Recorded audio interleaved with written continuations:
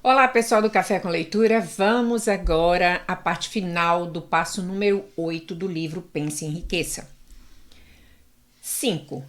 O hábito de depender de álibis em vez de criar planos definidos para a solução dos problemas. 6. Autossatisfação. Há pouco remédio para essa doença e nenhuma esperança para os que dela sofrem. 7. Indiferença. Geralmente refletida na prontidão com que se entra em acordo em vez de enfrentar a oposição e combatê-la. 8. O hábito de culpar os outros pelos próprios erros e aceitar as circunstâncias desfavoráveis como inevitáveis. 9. Fraqueza de desejo devido à negligência na escolha de motivos que impelem a ação. 10. Vontade, avidez mesmo de fugir ao primeiro sinal de derrota, baseada em um ou mais dos 6 temores básicos. 11. Falta de planos organizados, por escrito, onde possam ser analisados. 12. O hábito de não mudar ideias ou de agarrar uma oportunidade quando ela se apresenta. 13. Ansiar em vez de desejar. 14. O hábito de aceitar a pobreza ao invés de procurar riquezas. Ausência geral de ambição de ser, fazer e possuir. 15. Procurar os atalhos para a riqueza, tentar receber sem dar o justo equivalente. Geralmente isso se reflete no hábito de jogar à espera de grandes negócios. 16. Medo à crítica, fracasso em criar planos e pô-los em ação, pelo que os outros possam pensar, fazer ou dizer. Esse inimigo encabeça a lista porque geralmente existe no subconsciente onde sua presença não é reconhecida. Veja os 6 temores básicos num dos capítulos posteriores. Qualquer um pode criticar. Examinemos alguns sintomas do medo à crítica. A maioria das pessoas permite que parentes, amigos e o público em geral os influencie a tal ponto que não podem viver suas próprias vidas de medo das críticas. Inúmeras pessoas cometem erros no casamento, aguentam firme e atravessam a vida desencantadas e infelizes por temerem as críticas que podem vir se corrigissem o erro.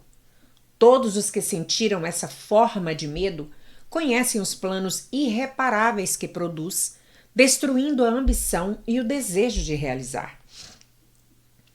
Milhões de pessoas deixam de adquirir instrução tardia após terem parado de estudar por temerem as críticas.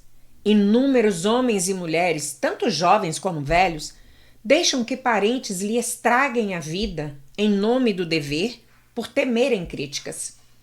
O dever não requer que alguma pessoa se sujeite à destruição de suas ambições pessoais e do direito de viver a própria vida da maneira que quiser.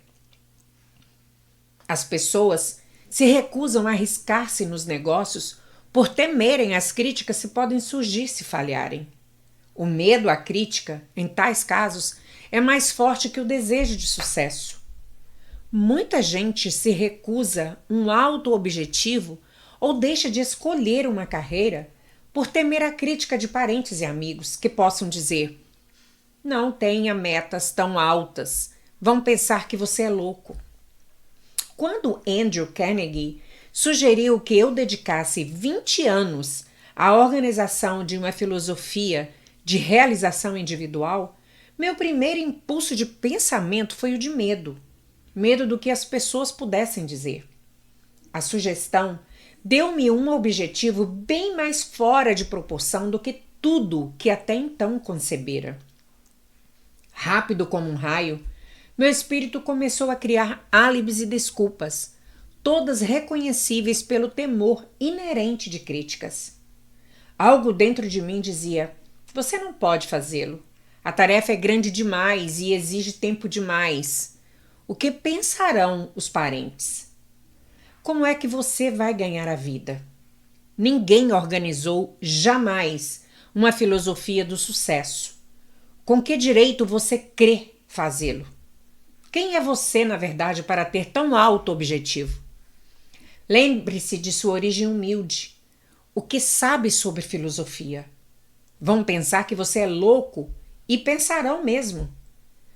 Por que é que ninguém fez isso antes? Essas e muitas outras perguntas vieram à minha mente, exigindo atenção.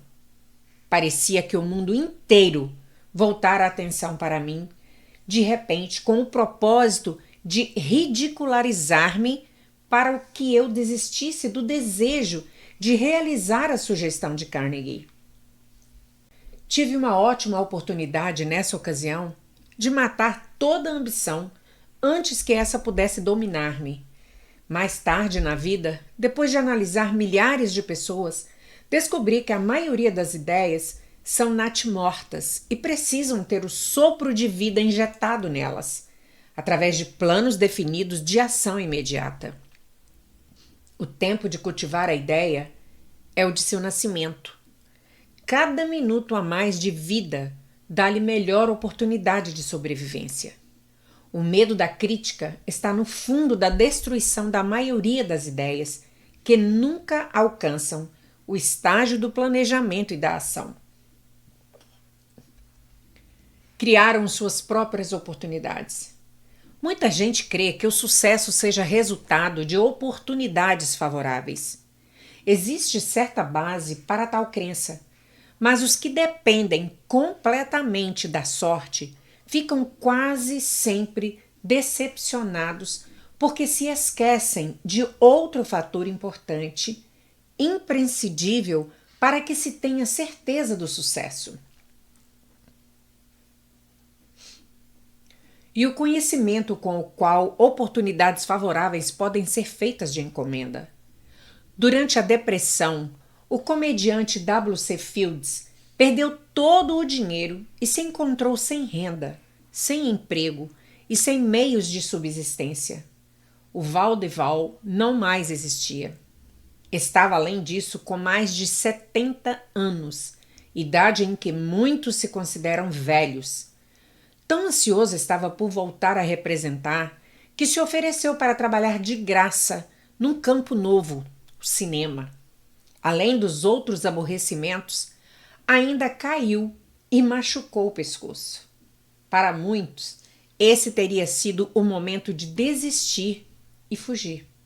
Mas Fields era persistente. Sabia que se continuasse, teria oportunidades mais cedo ou mais tarde, e foi o que aconteceu, mas não por pura sorte. Mary Dressler achou-se totalmente sem recursos, sem dinheiro, sem emprego, quando estava na casa dos 70. Também ela procurou oportunidades e teve-as. Sua persistência trouxe-lhe assombroso triunfo. Tarde na vida, muito além da idade em que a maioria dos homens e mulheres não mais tem ambição de realizar.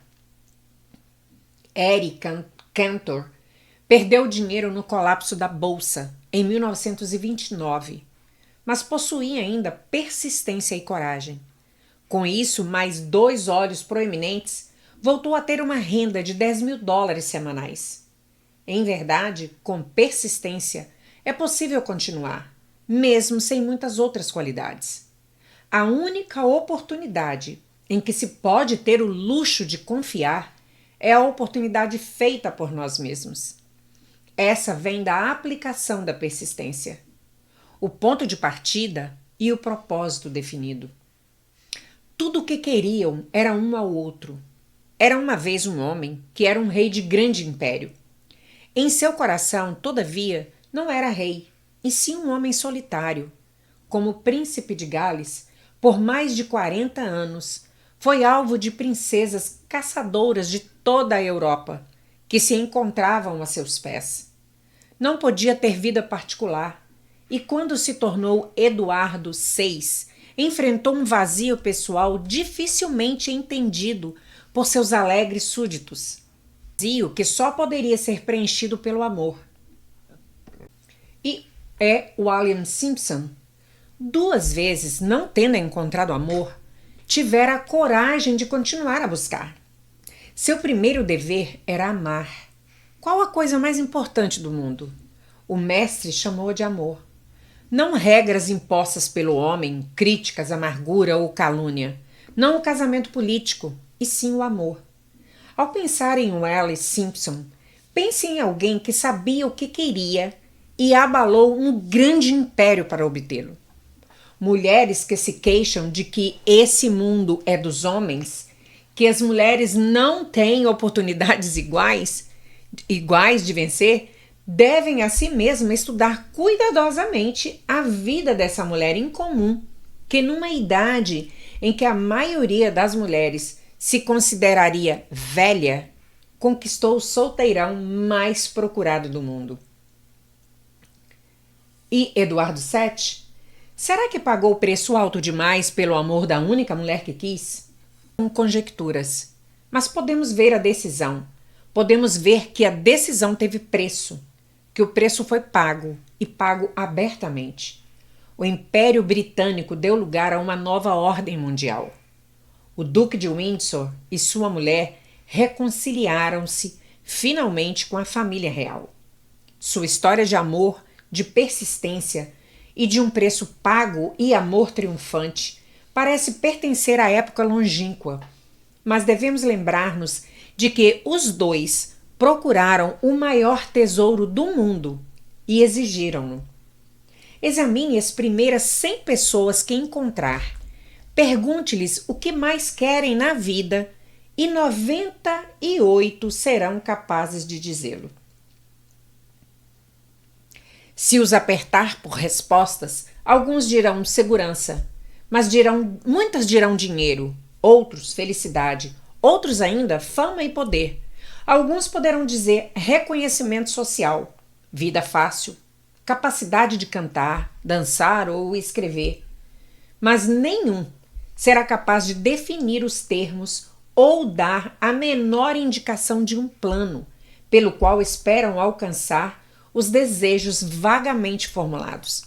Riquezas não reagem a desejos, só reagem a planos definidos, apoiados em desejos definidos, através de constante persistência.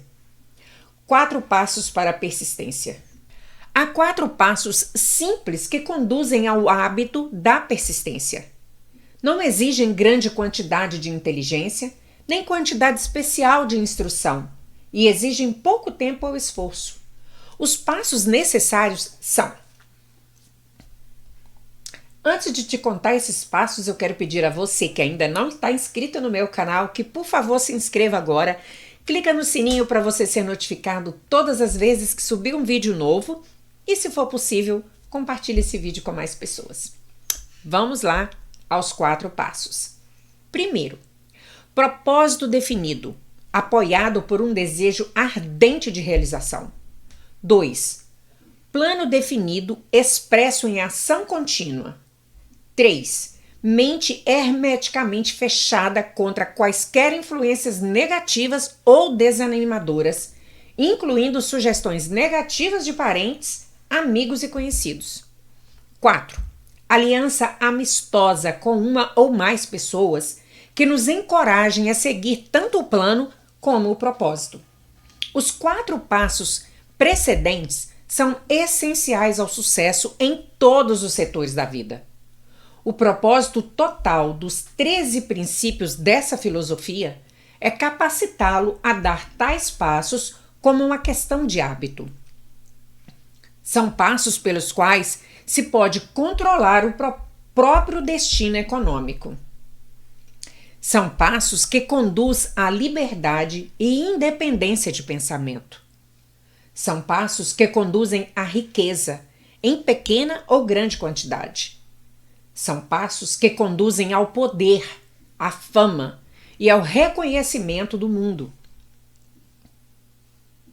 São passos que garantem oportunidades favoráveis. São passos que convertem sonhos em realidades físicas.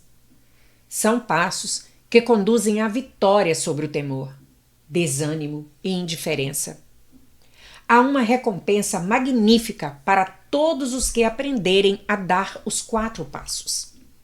É o privilégio de redigir o próprio ingresso, fazendo a vida conceder o preço que lhe pede. Pode-se obter auxílio da inteligência infinita? Qual o poder místico que dá aos homens de persistência a capacidade de dominar as dificuldades?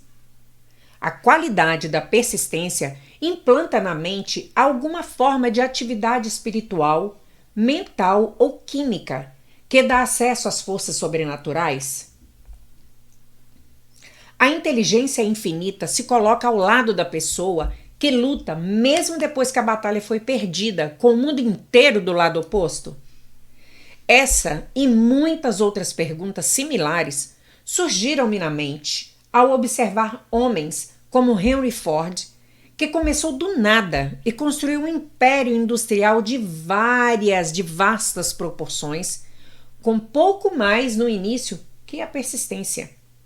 Ou Thomas Edison, que com menos de 3 meses de escola se tornou o maior inventor do mundo, convertendo a persistência na máquina de falar, na máquina de filmes e na luz incandescente, para não mencionar meia centena de outras invenções úteis. Tive o privilégio de analisar tanto Edison como Ford, ano após ano, num longo período de anos. Daí, a oportunidade de estudá-los de perto, o que me fez falar com conhecimento de causa, ao dizer que não achei outra qualidade senão a persistência em nenhum deles, que mesmo remotamente sugerisse a fonte principal de suas realizações. Ao fazer um estudo imparcial de profetas, filósofos, homens milagrosos e líderes religiosos do passado, chega-se à conclusão inevitável de que a persistência, a concentração de esforços e o propósito definido foram as fontes principais de suas realizações. Consideremos, por exemplo, a estranha e fascinante história de Maomé. Analisemos sua vida comparando-a a homens de realizações nessa época moderna de indústria e finanças e observemos como todos eles têm um traço predominante em comum: a persistência. Se você está vivamente interessado em estudar o estranho poder que dá potência à persistência, leia uma biografia de Maomé, principalmente a de Essad Bey. Essa breve apreciação do livro, feita por Thomas Sugri no Herald Tribune, oferecerá uma amostra do qual irão saborear os que consagrarem o tempo necessário à leitura da história toda de um dos exemplos mais assombrosos do poder de persistência que a civilização conhece. O último grande profeta. Apreciação de Thomas Sugri. Maomé era profeta, mas nunca fez nenhum milagre. Não era místico, não possuía instrução formal e só começou sua missão aos 40 anos. Ao anunciar-se como mensageiro de Deus, trazendo as novas da verdadeira religião, foi ridicularizado e rotulado de lunático. Crianças passavam-lhe a rasteira e mulheres jogavam-lhe sujeiras. Foi banido de sua cidade natal, Meca, e seus seguidores privados dos bens e mandados ao deserto para junto dele. Depois de ter pregado durante 10 anos, nada mais pôde apresentar senão desterro, pobreza e ridículo. Entretanto, antes que outros 10 anos se passassem, era ditador da Arábia, governador de Meca e líder de nova religião mundial, que se alastraria até o Danúbio e os Pirineus, antes de exaurir o ímpeto que lhe dera. Esse ímpeto era triplo: poder de palavras, eficácia da oração e o parentesco do homem com Deus. Sua carreira não tinha sentido. Maomé nasceu de membros empobrecidos de uma família importante de Meca.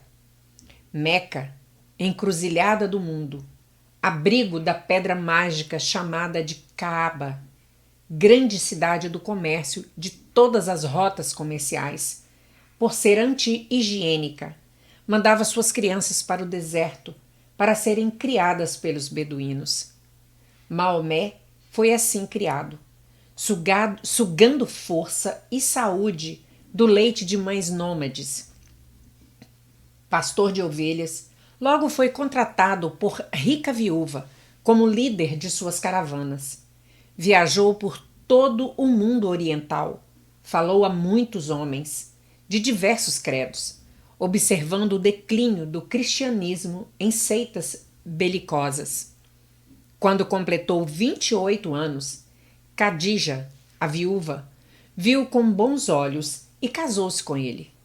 O pai dela teria objetado a tal casamento, por isso ela o embebedou e segurou enquanto ele dava a bênção paterna.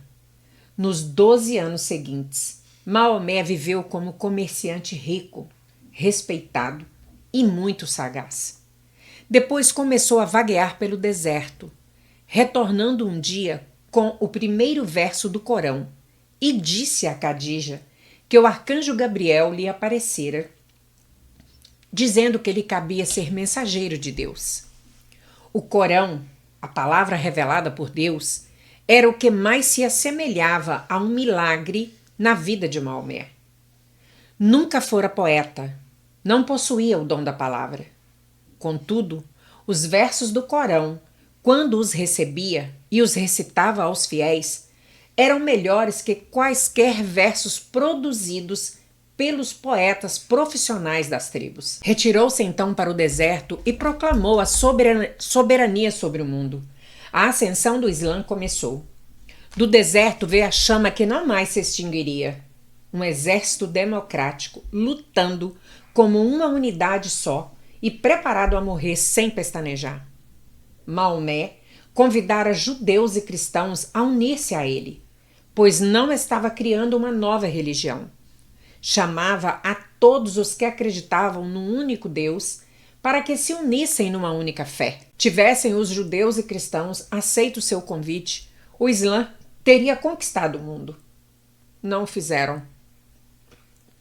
Nem sequer aceitaram a inovação de Maomé de uma guerra mais humana. Quando os exércitos do profeta entraram em Jerusalém, ninguém foi morto por causa da fé processada. Séculos depois, quando os cruzados entraram na cidade, nenhum homem, mulher ou criança muçulmana foi poupada. Os cristãos só aceitaram uma ideia muçulmana: o lugar de estudo, a universidade. Pontos a fixar. A persistência transforma o caráter, como o carbono modifica o ferro quebradiço em aço invencível. Com persistência, você desenvolverá um quociente mágico de consciência de dinheiro, enquanto o subconsciente está em atividade constante para obter-lhe o dinheiro que deseja. Um inventário de persistência em 8 itens mostra-lhe onde criar persistência dentro de si mesmo. 8 áreas de treinamento especial fornecem alvos precisos para a sua persistência. Gente como Fannie Hurst, Kate Smith, W. Fields dão-nos uma verdadeira lição sobre o valor da persistência. Maomé e outros nos mostram como a persistência muda o curso da história. 4 passos simples conduzem ao hábito da persistência, quebrando também quaisquer influências negativas ou desanimadoras que possam tê-lo afetado até agora. Observe onde as coisas vão mal. Verá como o mal acaba indo embora. Vou ficando por aqui. Vejo vocês no próximo capítulo, no passo número 9. Até mais!